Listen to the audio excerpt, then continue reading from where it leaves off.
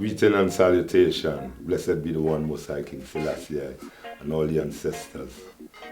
This day, I is here, as usual, to elevate I mind to the higher dimensions, the third and fourth dimensions, the dimensions of godlike people.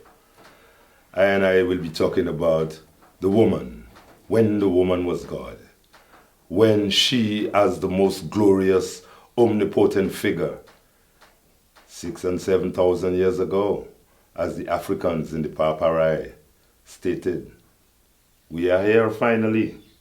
The time has come for unveiling the true nature of Isis, the goddess of ancient Africa, especially Egypt. She was the sister, wife of the most important Egyptian god Osiris, lord of the perfect black, and the mother of Horus. In the astral interpretation of the Egyptian gods, Isis was equated with the dog star, Sirius or Sotis. According to the ancient African story, after the murder and disembodiment of Osiris by his evil brother Set, Isis discovered the crime, recovered the pieces of the body of Osiris, and put them together again, restoring his existence and his power.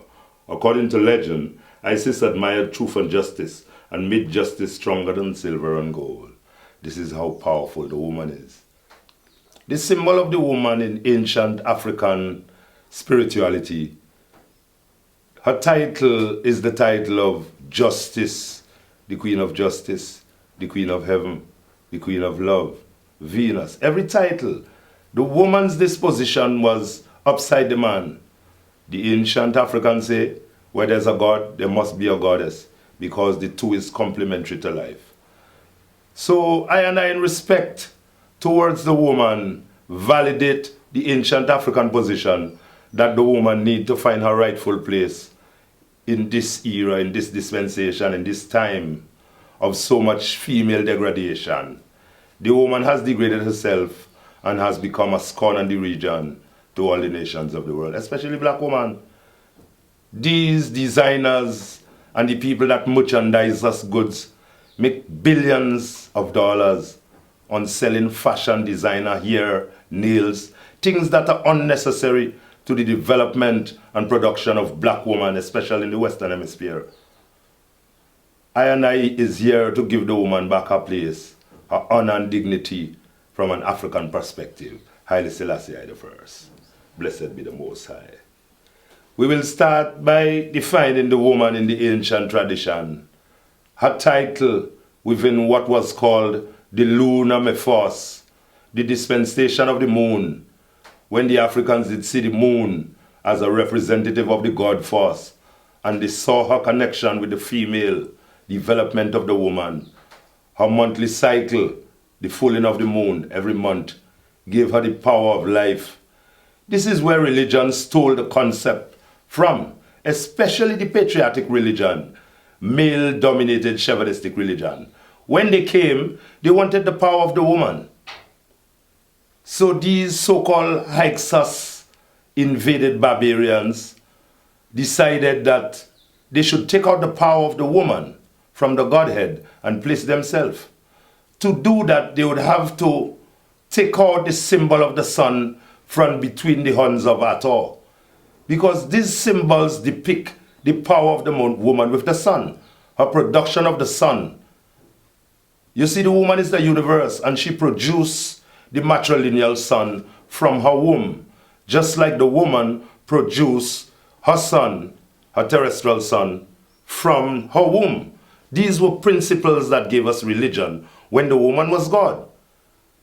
At that level, a man 6,000-7,000 years ago seeing a woman produce a child and realize her 9 months of gestation, when it grows from nothing into something, and then when she's ready to produce the child, and the bag breaks and the water comes first, which is the first form of salvation, of giving unto life, and not the waters of rhythm or the waters of baptism, but the waters that the woman put first to show that she's ready to give the baby, and then comes the blood. Man is made unto life by water and the blood. This is not the salvation of the church. This is the actual seeing of a woman making a child and overstanding her principle. And man overstanding the astral plane and the time of gestation, how long it takes. He was able to record that and give the woman her rightful position for being the producer of life. If a man could come and show me another way that any man living is born and does not have a navel, show me that man. Even pictures you see of Adam, they show you Adam have a navel. Adam not supposed to have a navel if he wasn't born of a woman. You see, this is where they thief the story from Africa. We have Kunum molding man on the potter's wheel out of clay. That's why they take it and say, in their Judeo-centric Bible, that God made man from the dust of the earth. They had the African principle and breathed life into his nostrils. The symbol of that life is the ankh. The ankh is a symbol of the Om and the It have the two principles in its formation. The top represents the woman, her womb.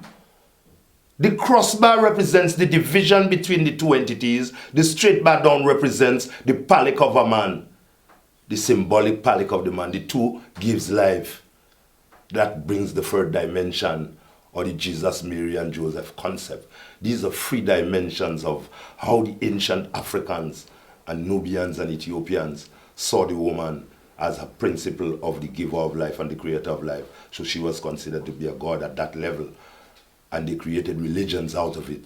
Today we have Mary, the mother of God. She's the queen of heaven. They have her with all the symbols. They have her with 13 stars as at Astarte or Sotis. That is the constellation of Isis. It is called the dog star or Sirius or Sotis. If you look at that star, the dog star is a bright star that tells of the inundation. When the river rises, she gives a message that the people should come out from the banks and take to the highland because the river is going to overflow. She was able to do that. That is why she was considered the queen of heaven. She knew when the river banks. So they named that constellation, this big bright star that we worship as the Eastern Star. We still worship her in the astrological field. It is in the Bible, it is in the religion, but it is secretly hidden. Technically hidden, philosophically hidden. When they say Easter, but it is the worship of the Eastern Star, the dog star. She is the opening of spring, when the bird begin to sing, when flowers come on the trees, when the leaves and fruits are bloom. She tells the beginning of life. She was considered the mother of earth, the mother god, Asasia, the queen mother earth. Up to now, her principle hasn't changed.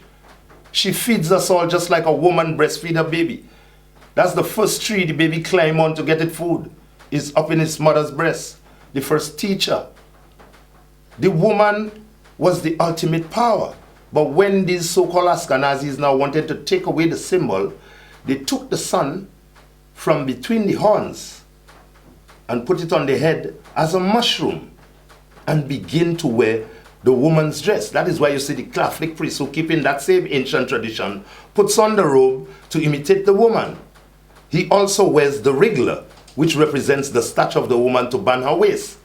All these are African oral symbols that boil down to Christianity and religion. But if we understand the principle, even in energy fields, there's a symbol called the dome. They are built like domes. They are round shape. It represents the womb of the woman. This is an energy field. Domes carry energy. Now there's the oblique, which represents that phallic symbol. A straight object. We could go into symbolism, with all that thing is all these symbols that bring about the religions, the worship of the sun, the cross and all these things. But at that time in the lunar mythos, when the woman was God, her principle laid down everything for the concept of she being the goddess, the mother of creation.